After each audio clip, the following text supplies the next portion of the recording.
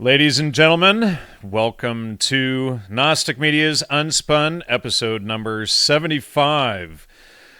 I'm joined today with Stefan Verstappen. He joined me, it must have been about 3 years ago. Steve and I did a few episodes together. We did 2 episodes on the Gnostic Media podcast, as well as we did one on the old RBN show a while back.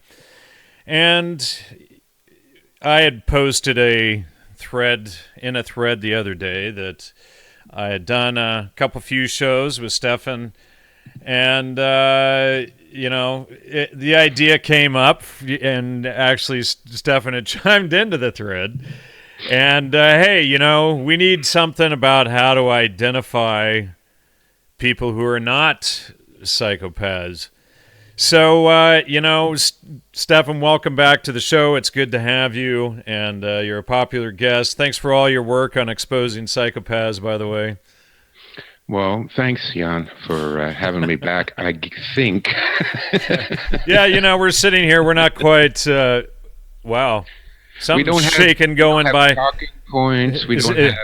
Yeah, well, we're gonna have to figure it out, and so the idea was that just how do we identify people who are not psychopaths? How do we identify good people? And we focused so much on the negative, exposing bad people. So it's like, how do we tell if someone is honest, decent, and self-aware, as you put it? And and you had mentioned a chance meeting you had with somebody in the park late at night, of all places, and you were talking about how Now, if I lived in San Francisco, that would take on a whole different.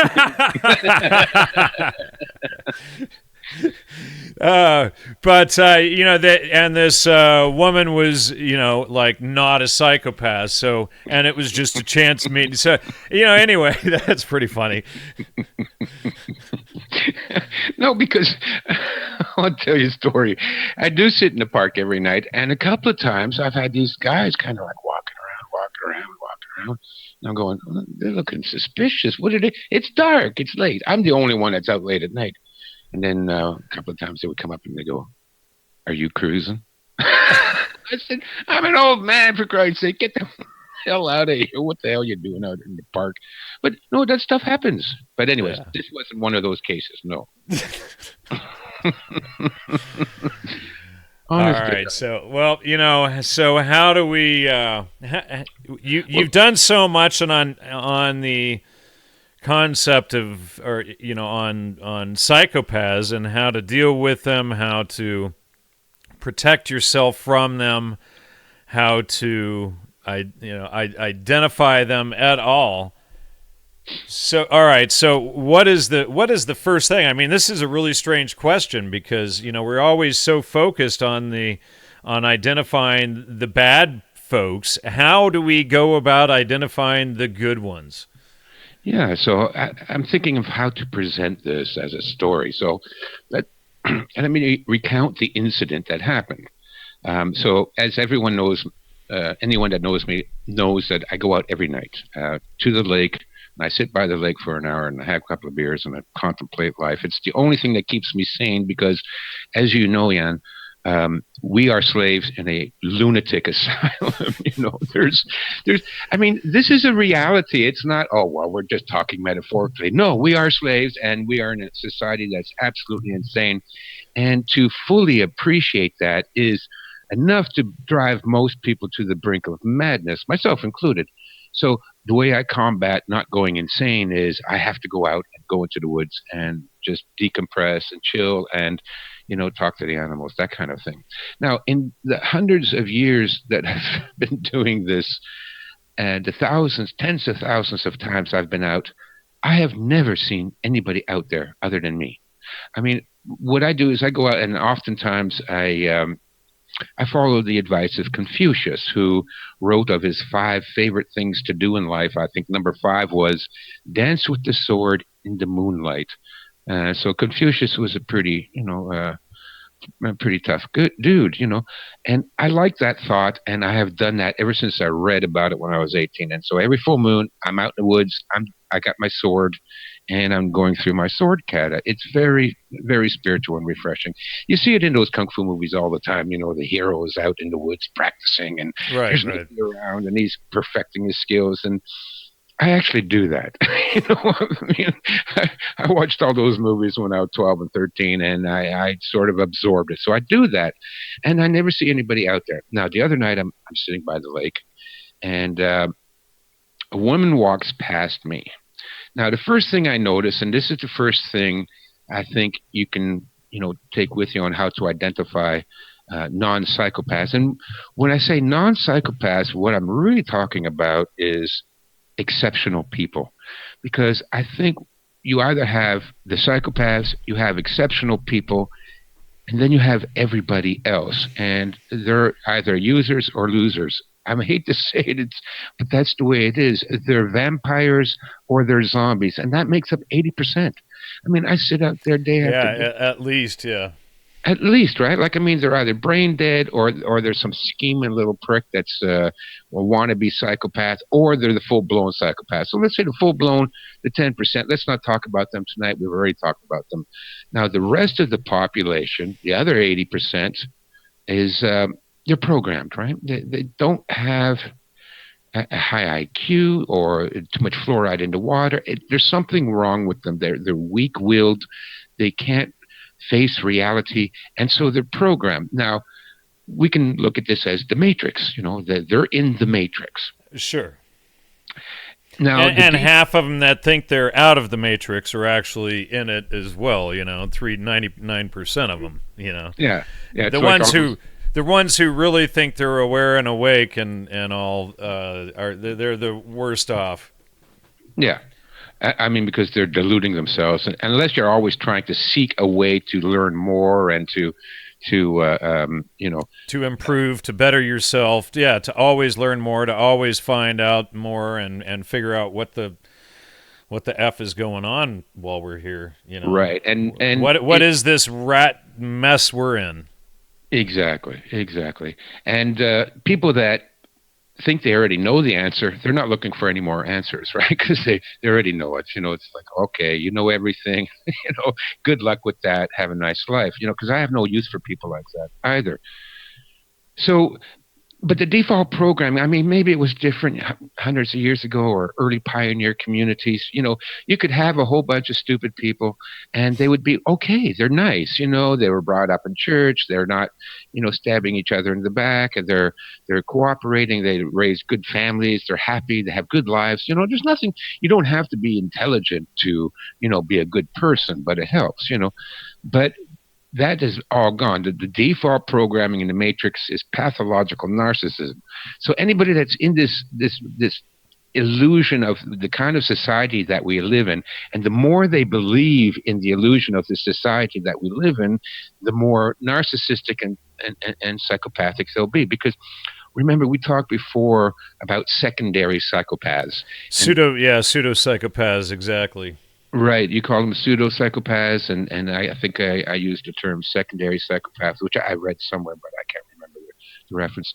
And these are people that are not born with that psychopathic gene. They're not born evil like some, They actually have empathy and emotion, and they can feel this stuff, but they're encouraged by primary psychopaths to shut it off, or to ignore it, or to man up, or to whatever.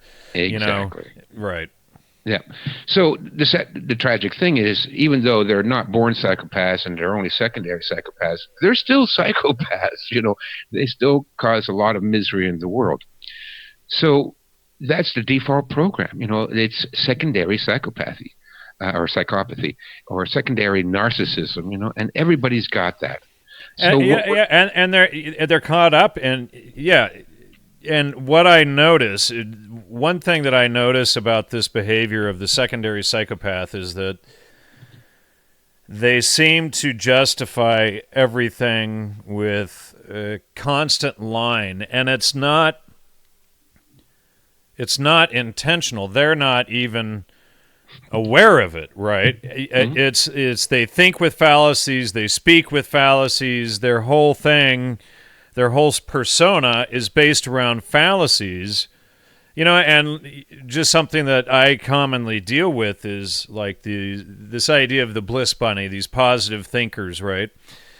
And one thing that you notice when interacting with these people is that the first thing they do is whenever you present anything, they judge it without looking at it. And this is, some of them, obviously not all, but it's a process of judging information without looking at it. And all you're going to do is categorize it as positive or negative. If it sounds good and goes along with your bliss bunny positive thinking mentality, it's good and you accept it without verifying it, but you just take it as true.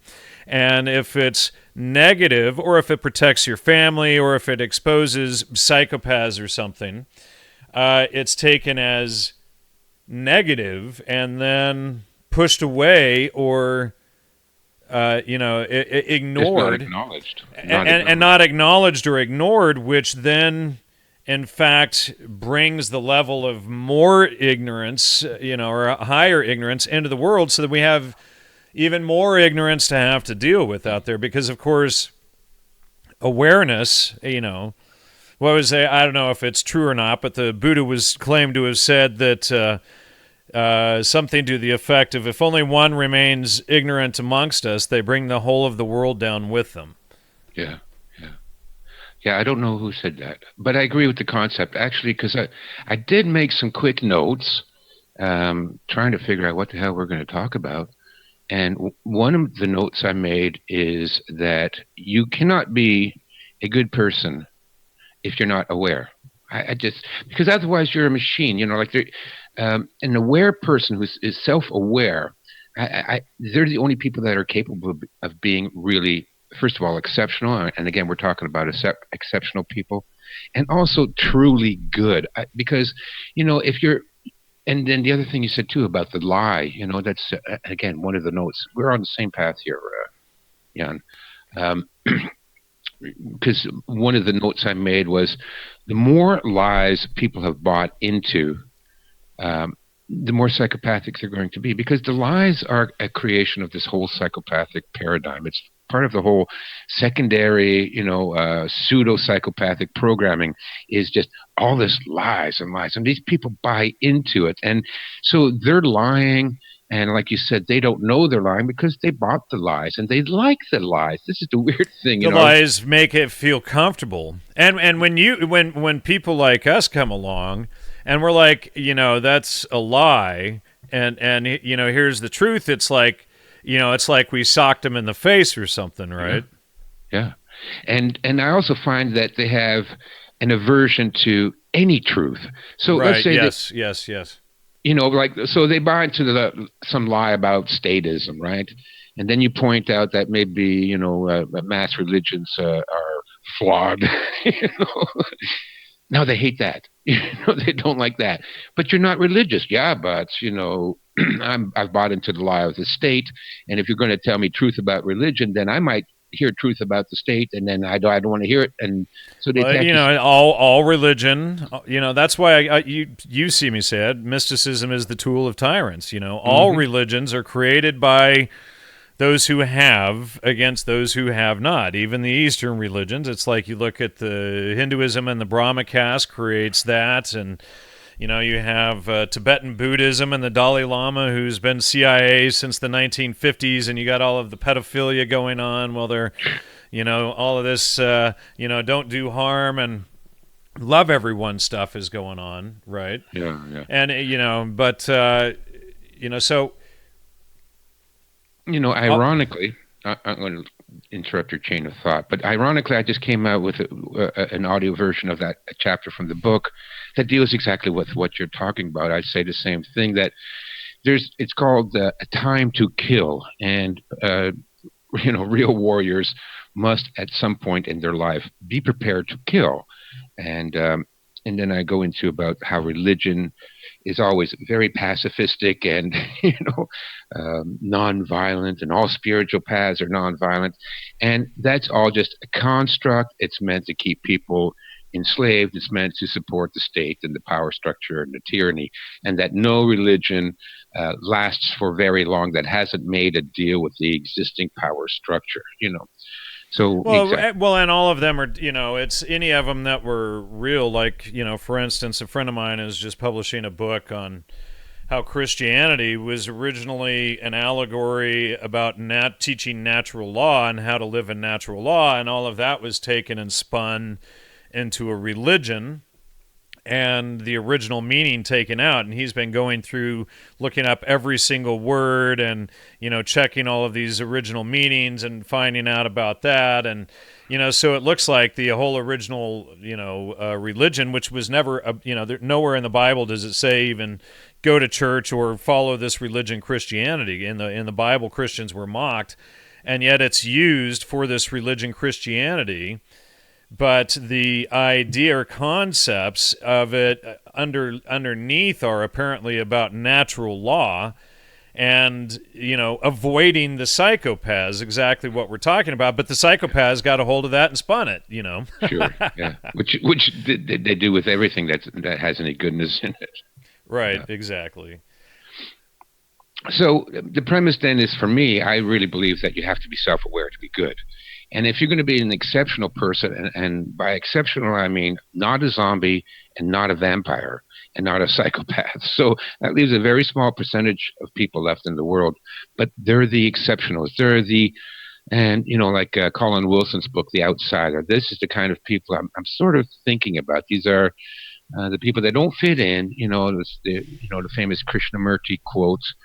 Anybody well adjusted to a society is and Krishnamurti was working with Huxley, and I've shown Jiddu Krishnamurti to be tied with the intelligence community repeatedly. Oh, really? I didn't know that.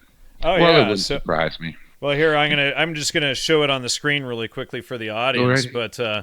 He was tied in with Aldous Huxley and selling the idea for people that, he had this quote, knowledge helping man to ascend seems so utterly nonsense to me. So, in that sentence there, he's actually promoting ignorance, but I've seen it in a lot of his work, just promoting this idea of the non-thinking, and again, the concept of mysticism is the tool of tyrants. I guess he broke away from Theosophy or whatever group he was a part of before, but he always seems to have been in there pushing that agenda for one group or another. Yeah, and and the other thing is, they throw in enough truth, and that's the key to being a successful liar is you give enough truth in what you're saying that people will pick up on that, and then they'll kind of overlook the other stuff. And it's like I don't know if you've seen my article, my Spies in Academic Clothing. I go through and break down exactly how they do that. Yeah, I listened to that. Who did you have on with that? Was that Michael? No. That was an article I wrote, actually. Oh, was it? Oh, I thought you were talking about that and wanted to. Well, we did do a show on it as well, but yeah, it's a full long article breaking down all of that. Yeah. Sorry, I didn't mean to distract you there. No, no problem. So, anyways, but I definitely believe that you have to be self-aware. If you're not self-aware, then you're a robot or a user. So we're looking at exceptional people, and we're trying to figure out which ones are exceptional, which ones are just one of the users and losers. So, returning to the story, for me as a martial arts instructor, and I'm sure the same goes through. Is true for dance instructors or yoga instructors or gymnastic instructors. I can tell from 50 yards away by a person's walk what kind of person that he or she is. It's just the body language, and I very seldom see anybody walking that you can tell they're integrated into their body, if you know what I mean. Because the body and mind should really move as one. And people that are kind of outside their body, they're a little bit, what was it? Alexander Lowen in his book, The Language with the Body, did studies about neurotics, and he found that when you treat neurotics using traditional psychological methods and psychoanalysis, or talk therapy and visualization, it really didn't help them that much. So he tried an experiment where he gave them leg exercises to develop their legs, because he noticed that the neurotics all tended to have like really skinny legs. And he helped to what we call in martial arts ground them, right? Develop their leg strength, feel the contact of their body with the ground. And they discovered, and I don't know if this is true, these are, I've read it in books, and I wasn't there at the experiments, because nowadays everything can be faked and everything can be a lie. So you don't know for sure, but I have a hunch that it's not far off. But what he discovered, or said he discovered, was that as their leg strength increased and their ability to sense the ground, their neurosis started to fade away and improved. And I believe that because we have that in martial arts too. There's a grounding exercise where you feel your contact with the earth, and then you integrate your body into your mind. And now when you move, for example, people that do Tai Chi, you know what it's like. You do Tai Chi for an hour, and then after that, when you move normally, everything just flows. There's a grace. There's a compact of an economy of motion, you would say. And so, for me, I can tell a person by the way they move, and I really can't tell you exactly what I'm looking for when I see it, but I just know. And I can sit there in the park, and I have since since ever, forever. And I watch lots of people walking by, and oh my God, it's sad to see how these people walk. Most of them have the damn iPhone in front of them, and then they got their head is sort of permanently, it's like forward on their shoulders, and they look like some sort of animated Like they're mechanical looking duck. down at where the phone would usually be as they walk. Exactly. Even if they don't have the damn phone, they're still like, got this head thing happening, and then the way their feet hit the ground, they're like ducks. Their feet paddle. When you walk, the feet roll. You're like a motion. But these people just paddle and shuffle, and most of them wear flip flops. Anybody who wears flip flops, they're an idiot. Never ever wear flip flops. Anyways, so when I first saw this woman walking down the pathway, I could tell right away she was integrated into her body. So that's one sign to look for um, in trying to find exceptional people. Are they in their bodies, or are they somewhere out in space? Because again, this they're up sucked up inside their minds, and therefore they're not in contact with the world. And if you're not in contact with the world, you're not aware. And if you're not aware, then you're a robot again. You're one of the vampires or the zombies, mostly the zombies. So first thing I noticed was the body language. Then she walked past me. Now this is funny. Um, she was aware, but she didn't see me. I always sit in the shadow, and the key to camouflage is to not move. Camouflage breaks down the minute you move, because our vision works that we see movement by occlusion. In other words, the things in the background are occluded by the object moving in front of your line of sight. But if you don't move, you could just be a shadow. And I would sit there, and I would dozens and hundreds of people would walk by me within 5 feet, never see me, never see me, and unless I moved, maybe I light up a cigarette, and then I would startle them. But anyway, she walked past me, so she didn't know I was there, and then she went about 20 feet away, and she started dancing. So that is to me the second sign of an exceptional person, because she was getting joy from being, if that makes sense. It's you there's nobody around, there's no music, there's no dance floor, there's no spotlights, there's nothing. You just enjoy, you feel the joy of being alive, and you just want to dance. So I think that's another sign of exceptional people, that they are able to be in the moment and to derive joy just from existing and taking things in. What do you think? Yeah, I could see that. Yeah, as far as their integration with themselves, but then there would be another level of that interaction with the person to see where they're actually at mentally, or Oh you yeah, know yeah. because you might start speaking to her, and then suddenly she's a bliss bunny, and positive thinking, and I know. I right. thought the same thing, because uh, that was my next, thought while I was watching her was, oh my God, here we go again, like some crazy broad out in the park dancing around, But it was the awareness thing. I'd only seen it once before, and that was 3 years ago. There was this young girl I couldn't see because she was out in the bay. She was in the canoe, in a kayak, and she must have been, oh, I'm guessing because I couldn't see her very close, about 16, 17 years old. And she was paddling around in the bay, in the lake, about 200 yards away from me. And then she stopped, put the paddle across the kayak, and just looked up and stared at the clouds and the trees. And she sat there and just floated for like an hour. Now, to me, that tells me she's aware. She's drinking in the world. I mean, she's not looking at the damn phone. She's not talking on the phone. She's not paddling or trying to get a workout.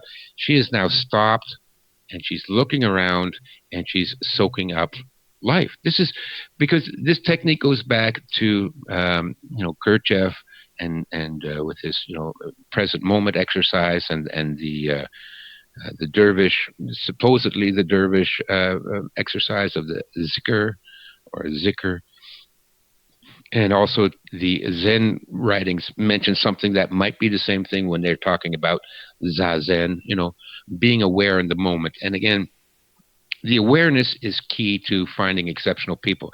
They are aware of their environment, they are in tune with their environment, and they derive joy just from being. And so she was just floating there, and so that, and the same thing with this dancing girl. She was just dancing there. Now the other thing we get to is she was alone, right? This was about 12:30, maybe 1 o'clock on like a Tuesday night or something like that. There was nobody around. It was dark, and she's alone. Now, exceptional people don't mind being alone, and often will seek solitude. This is my thoughts on the subject. Um, Psychopaths always need to be, and especially narcissists need to be center of attention, right? They always need to be somewhere where they can feed off the psychic energy of people and try to get admiration. And, they don't do anything unless there's an audience. They're not going to be dancing unless there's an audience. They don't care about dance. They only care about dancing if there's an audience to appreciate them dancing. Same thing with, like music. They're not going to play the guitar because they like the sound of the guitar by themselves. No, they'll learn how to play guitar, but then they have to be on stage in order to play it so that they get the adoration and soak up the psychic energy from people around them. But to be able to do that without an audience, for no reason other than the pure joy of it, that to me says that they're self-aware and they're exceptional. The other thing is she's out in nature. Exceptional people crave nature. I know I do. I go crazy if I'm not outside, outdoors, at least a couple hours a day. And the reason for that is because this normal society we live in is toxic. The offices, the schools, the university campuses, our homes, our apartments, all of it, it's toxic. We're in these boxes. We spend 90% of our lives sitting in a goddamn box, whether the box is a car to drive you from the box to where you live to the box where you work, so you can drive to the box where you eat, so you can drive back to the box where you work, back to the box where you live. I mean, everybody is spending like 90% of their lives in a box. If you're aware and if you're an exceptional person and you don't want to be a robot, you crave freedom and freedom of movement and freedom of vision. Because the other thing is, our eyes a trophy because, everybody tends to be, short-sighted because we're always focusing on something that is less than 3 feet away. It's the computer screen 2 feet away. It's the TV. It's the phone. It's the, your eyes are only focusing this far away all the time. And when they do that, the muscles in the eyes deteriorate and you are no longer able to see far distances. And the only way to combat that is to get out of the box and to look far away, look up into the clouds like that girl did floating in her kayak. She was just staring up at the clouds, and in the distant forests, and on the horizon. And this is so it's freeing you mentally, visually, but also the freedom of movement. And I think to be an exceptional person, you are adverse to all these robotic behaviors. It would drive you crazy. It will make you sick to always be trapped in some robotic routine, the 9 to 5 job, the boxes, the car, this and that. I mean, it's all just a routine. It's just you might as well be a machine. There's nothing to you, and the only time you escape that in this world, on this planet, is to get out into nature. All right, so you observe these things in people. Now, what if a psychopath likes to dance out in the woods at night or something like that? I mean, I don't believe okay, it. I so don't believe there, they would. I don't so believe they would. okay, but there are these physical attributes that we're looking for in these people. What would be the mental attributes? I mean, it's like sometimes people think they're nice, but we're trying to find real, genuine, awake people, Right. and a lot of Right. people are awake in different degrees, Yeah. right? Well, the reason I brought this stuff up first because it's the same as in martial arts. We move from the outside to the inside. So if you're in combat, I'm looking at the guy and I'm looking at the way he moves and the way he looks and trying to judge his awareness.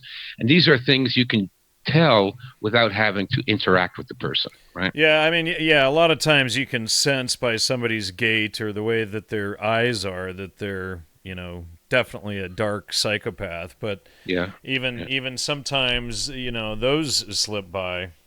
Yeah, sure. Yeah. I mean, some of them are really clever at that, and they Yeah, can we're fake. we're we're more talking about what the psychopaths are than how to identify those that aren't. We're still Well, going back to the, we're it's like we're caught in using the psychopath was a almost to a, contrast. right, exactly.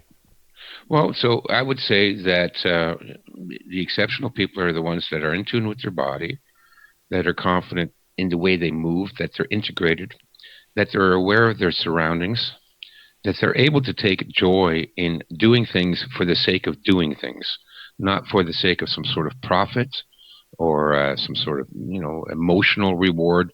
They do things because that's what they enjoy doing, not because they're forced to do it or from some external reason.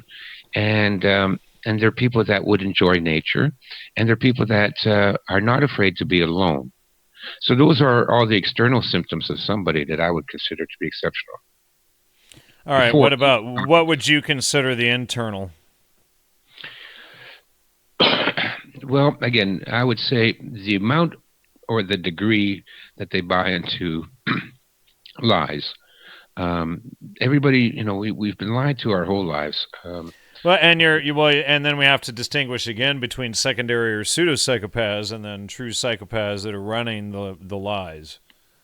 Yeah, sure. And again, I'm not talking about the true psychopaths that are running the lies because we've talked about them. We're talking about the pseudo psychopaths, and but the more a person believes these lies, the more of a secondary psychopath they're going to be. So what I look for in a person is somebody that doesn't believe in too many lies. Now we've all been suckered and in different development of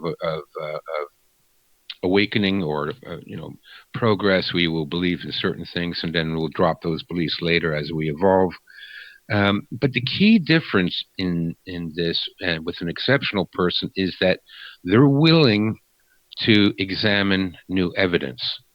So the people that believe in a lie and then you gently try to, and I never confront people directly on this stuff because you're going to spook them, but you gently kind of feel around, well, how much do they believe in that lie, and you offer maybe a slight different opinion about it, and then you got to judge how they react to this different opinion, right?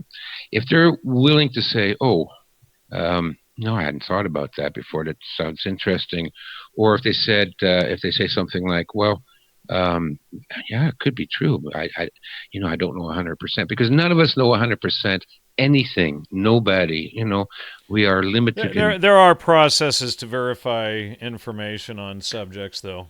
I know, and we can go. No, we're not going to go into the trivia, but yeah, there are processes whereby you can, be 99% certain, but I'm talking about 100% certainty about everything. Like I have my own beliefs about things.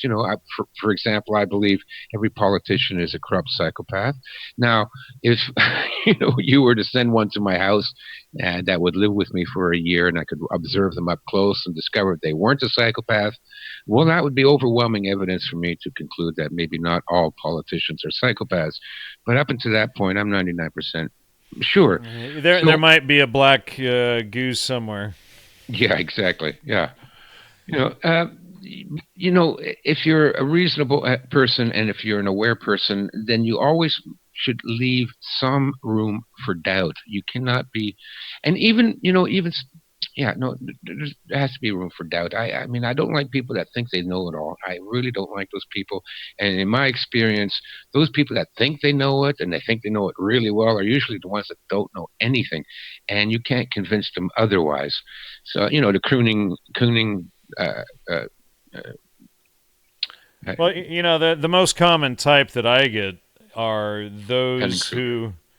The most common type that I see are those who they'll you write an article and you've spent days, weeks, months researching a subject, and you write it out, and you go through all of the citations and the grammar and the information, and then they refuse to read it.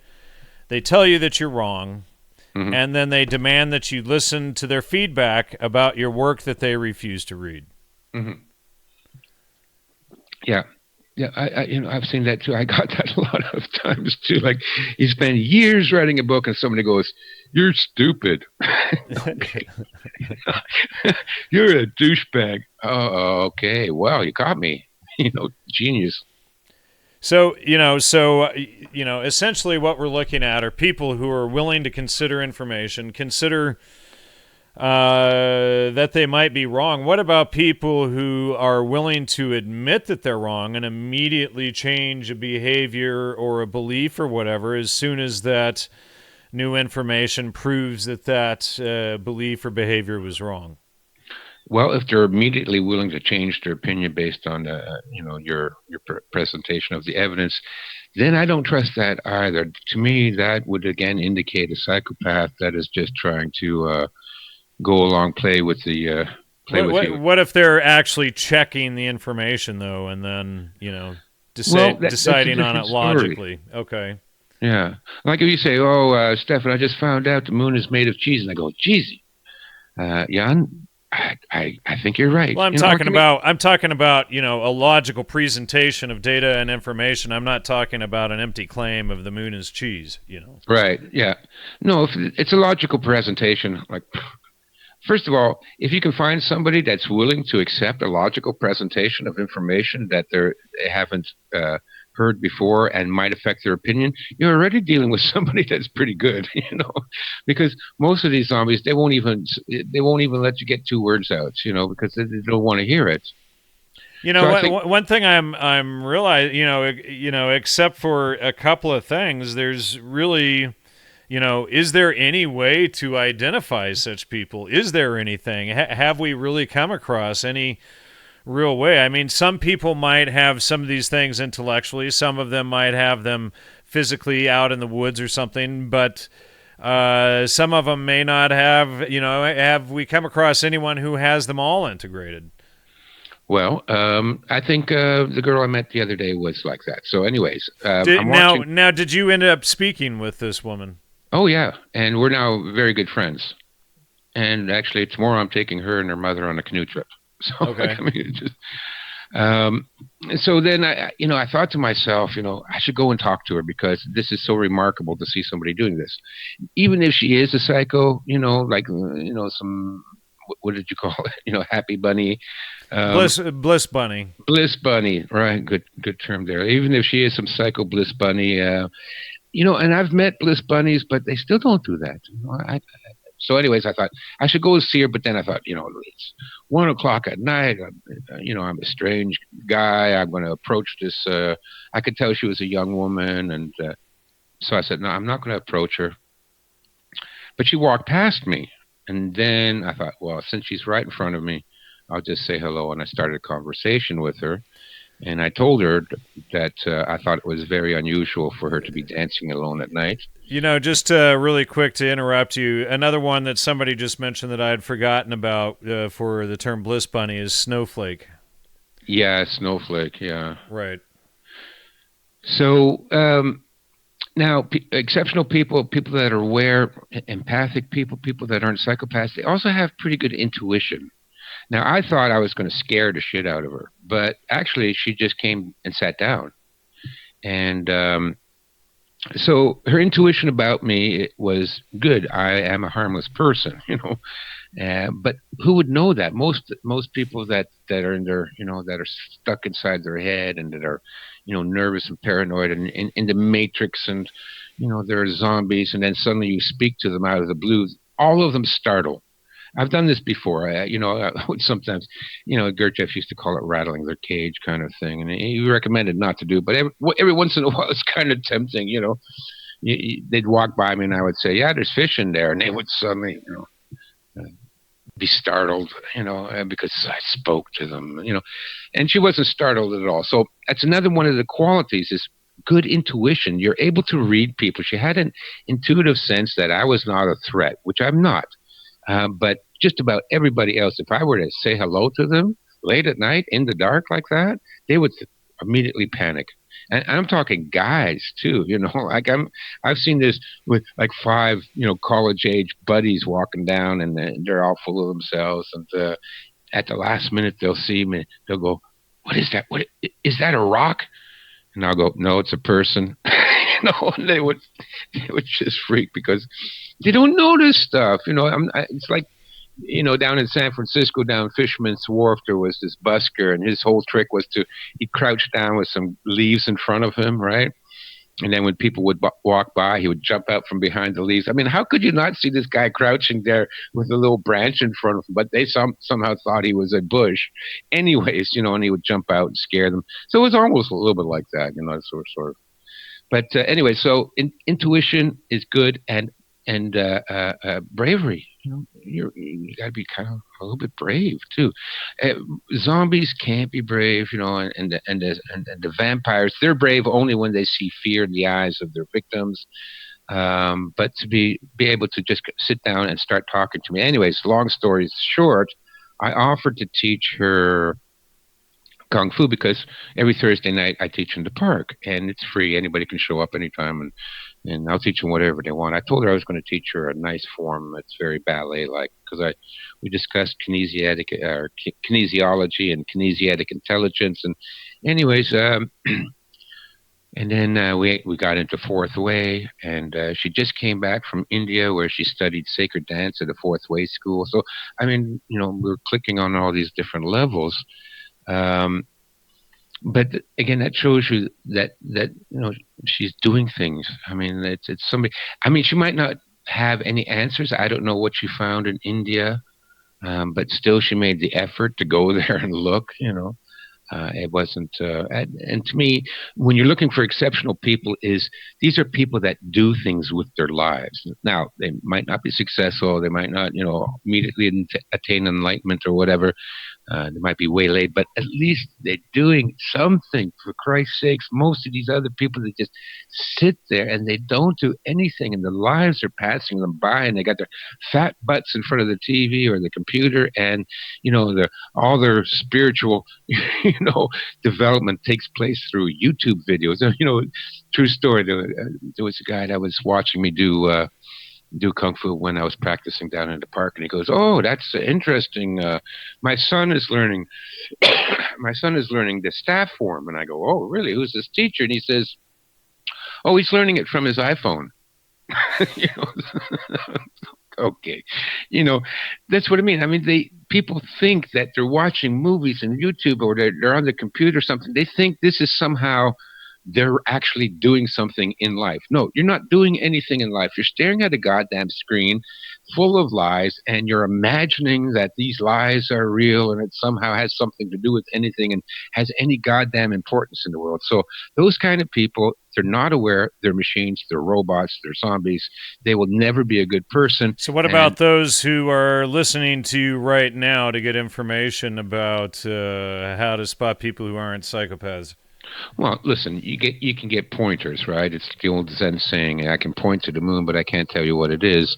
The same thing. I mean, you can get pointers from people. You know, when I teach martial arts, and my martial arts style is sort of like, a little bit of spiritual development as well. And I always tell people, you have to make your own way. I can show you how to do the kicks and the punches. I can show you long fist or plum flower form, but then you adapt it to yourself and you practice it yourself and you enjoy it on your own, and then you do it. It's your style. It's not my style. It's not my philosophy. You integrate it into your person and exercise it, and then it's part of you. And so the same thing I would say, yeah, listen, it's like, uh, if I were to follow that logic, then don't read a book because you can't live life from reading a book. No, books can provide lots of useful information. I've read lots and lots of books myself, and a lot of it was very helpful in my development and in seeking the true path. But you have to actually do something. And exceptional people will be doing stuff. They will always be doing things. So anyways, it turned out later that, I canoe, she canoes, I bike, she bikes, I hike, she hikes, and I dance, she dance. And anyways, so we had a lot in common, and it was just, this has never happened to me. And again, before anybody thinks that because it's a woman no, it's got nothing to do with that. If it was a guy that I saw doing that, I would have said the same thing. If they had the same kind of awareness and the same kind of search for the meaning of life and a struggle to understand and effort to go out and experience the world and learn, I would be singing his praises as well.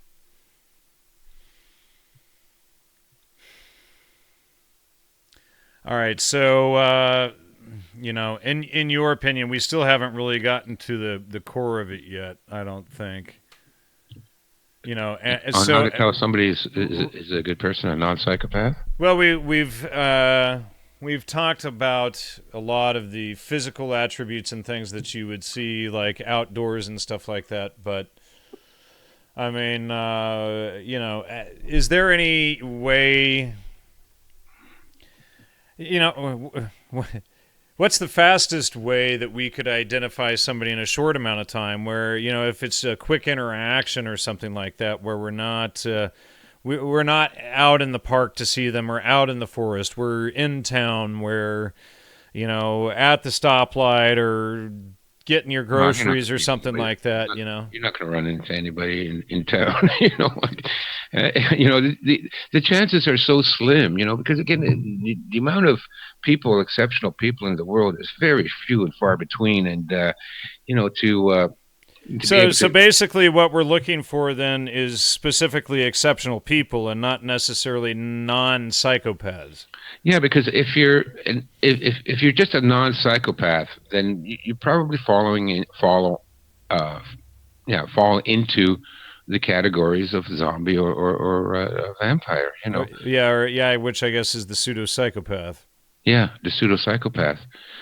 Because like a lot of these people that aren't aware and don't have all these qualities, yeah, they're okay, but they're still part of the Matrix. And in the Matrix, what the scene where he's looking at the pretty girl in the red dress, and then he turns around and she's the agent. Well, so long as they're in the Matrix, they can always be turned into the Matrix. I know people that they're nice because their religion tells them to be nice or behave a certain way, or their upbringing has brought them a certain way, but boy, they can switch in a moment. Yeah. Well, let me tell you of an interesting story that happened recently. An old friend of mine calls me up and wants to come over and talk, and we ended up talking for several hours. And this person is telling me all of these things that they had come to realize, like over the last 6 or 8 months, and basically their life had turned to shit. They had a total bottom out. They lost their kid. They had gone to parties and taken psychedelic drugs, and gotten into all of the MK Ultra stuff that I've exposed, and gotten caught up with a former cult leader, and who wrecked their lives, and but for years, this person thought I was kind of crazy about all of this stuff. Didn't really respect me when I was trying to inform them about this information, and to look out for these types and how you can spot them, etc. And so then, after the shit hit the fan and they bottomed out, then I get the phone call, hey, I'd like to come over and talk sometime. And so, they had realized that I had been trying to protect them the whole time, and they had actually, come full circle about it, and had a real awakening, and just totally calm and aware. The whole persona had completely shifted. They were a totally new person. I don't think I'd ever seen anything that abrupt. Yeah. No, that's awesome. That does happen. They break their programming a bit, right? Because again, like I said, the more lies they believe, the more resistant they are to any kind of truth. And so he was no doubt bought into all this nonsense, especially if he's I can't tell you how many former cult members I've run into. There's so many of these cults around, and they just destroy people's lives. These people spent decades dedicated to some psychopathic bastard that was screwing their wives, and taking Las Vegas vacations with the proceeds of the donations. It just goes on and on. I can't believe so many people. The people are looking for help. They're looking for spiritual guidance, and they're just ripe pickings for all these psychopaths. But so he broke some of that lie, and then he realized, and this is why I still tell the truth too, because it does me no favors to go around telling people the truth. Yourself, right? What's that George Carlin quote? Everybody appreciates the truth until you tell them the truth, and then you're an asshole. Yeah.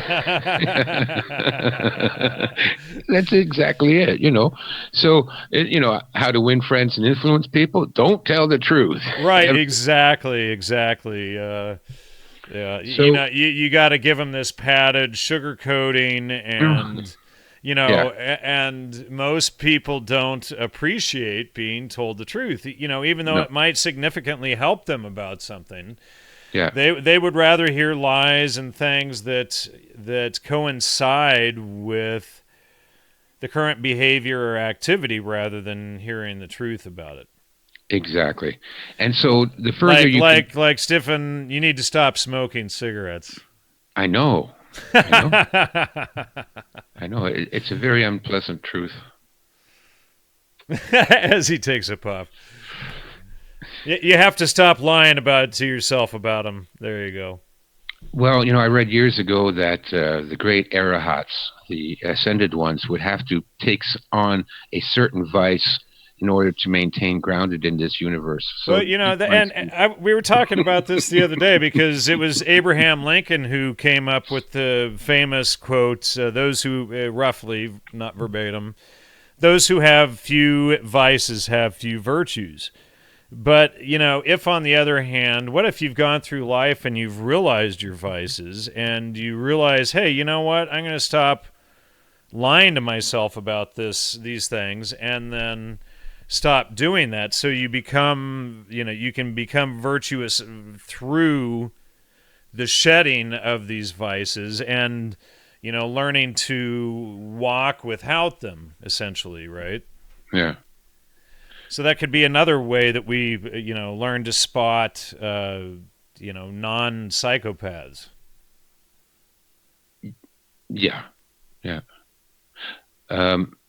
See, with me, if I were to quit smoking, then the next thing people expect is me to give up heroin. And I'm just not giving up heroin. Right. Yeah, well, heroin and alcohol, and then pretty soon, what are you going to be left doing? You're going to be like outside in the woods, like who knows what you'd be doing, right? Nothing then. Nothing at all. And I'd say we were having a discussion about this the other day in a thread on Facebook about quitting alcohol, and a lot of people were chiming in about the benefits that they were getting from that. And it's, and I've been sort of going through a process over the last couple of months, weeks, etc., just, cutting it down, getting rid of any, leftover that was around the house and stuff like that, and just, and not bothering to replace it, right? Right. And, and just like, okay, so what if I could increase my IQ 10 points just by cutting that out, Or, what's how much more active could I be? How much more out in the forest and one with my body could I be if I get rid of these things that, that have, they're definitely no benefit to me, right? I don't know. The number one killer is stress. It's the cause of heart disease. It's the cause of cancer. It's the cause of mental illness. Well, a lot of it's actually caused by wheat and grains too, but fermenting in the body and wreaking havoc. And then, and that goes along with, not lying to yourself about, what you're putting into your body, which is your temple, and being aware of those things. But, it seems that there's, it seems almost, that we're almost better off still knowing and identifying and defending ourselves against what a psychopath is, and in the meantime hoping that we can find some non-psychopaths out there, right? It's like, well, I know that person is a psychopath, and eventually maybe you hope to run into one that doesn't qualify as a psychopath, that doesn't have the things as a psychopath, and then you can kind of go, maybe they have some of these other qualities. Yeah.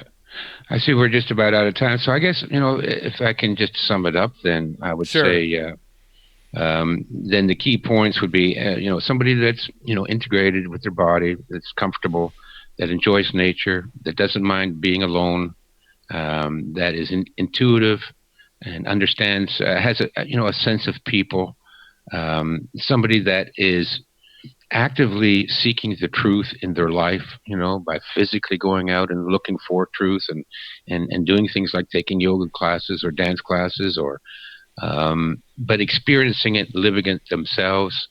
Somebody that enjoys, did I say nature? And solitude, somebody that can be alone, that doesn't always have to have people around them. And that's another good one too. It's like, are you okay with being alone and not having to be the center of attention all the time, whether it's meditating or sitting reading books by yourself somewhere or whatever the case is? Yeah. And somebody that does things for the sake of doing them rather than for a reward. And and that includes things like charity. Like I teach for free. People can drop by anytime. I don't expect anything. It's not this psychopathic, what we used to call feminine dominance, or passive aggressive behavior. Like, I'll be nice to you, but I expect a big return. I'll do you a favor, Jan, and but I'm going to have to borrow your car for the weekend. That they're able to do something for others without expecting a return. That's also a pretty good sign that the person is not a psychopath, because psychopaths never do anything for anybody. Even when they do it, secretly they're, and the only way you can tell if they're expecting a return is to wait them out, So if they do something nice for you, okay, and then a month later, did they ask you for something? And if the answer is no, they're probably not a psychopath.